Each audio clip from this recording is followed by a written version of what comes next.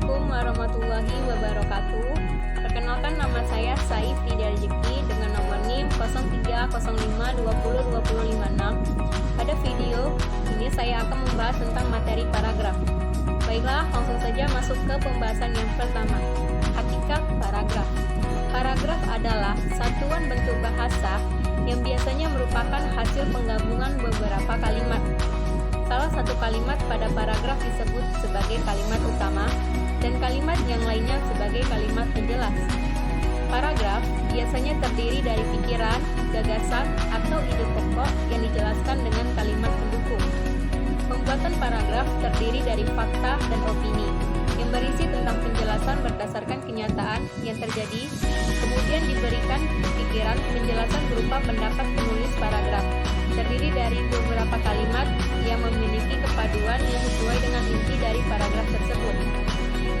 Selanjutnya masuk ke pembahasan yang kedua, fungsi pembentukan paragraf. 1. Menampung bagian kecil gagasan utama karangan. 2. Memudahkan pemahaman jalan pikiran pengarang dengan cara memisahkan pikiran utama yang satu dari yang lainnya. Yang ketiga, pengarang melahirkan pikiran secara sistematis. 4. Pembaca mudah mengikuti dan memahami alur pikiran pengarang, membentuk penggalan-penggalan pikiran pengarang.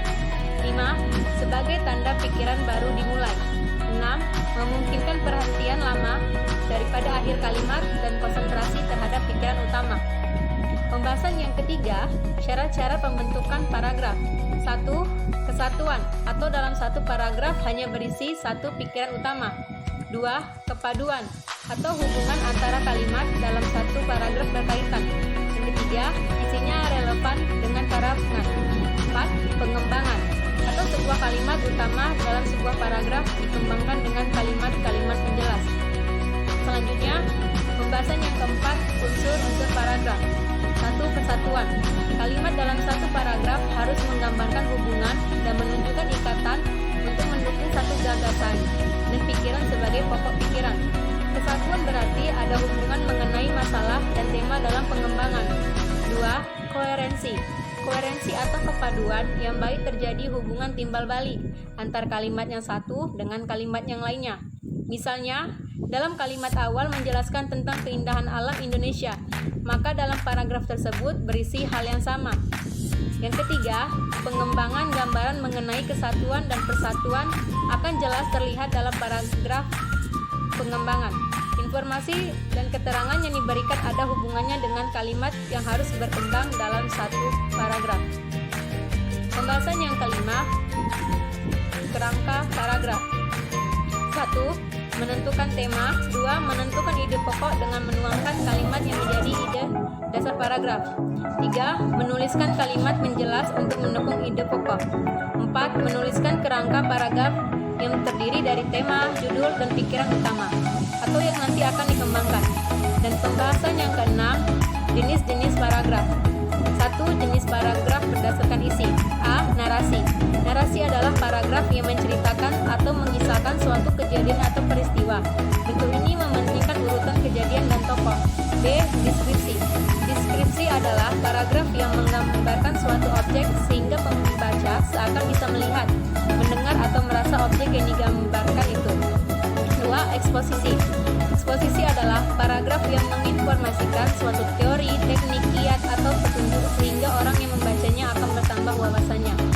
D. Argumentasi. Argumentasi adalah paragraf yang mengemukakan suatu pendapat beserta alasannya. 2. Jenis paragraf berdasarkan letak kalimat utamanya. A. Paragraf deduktif.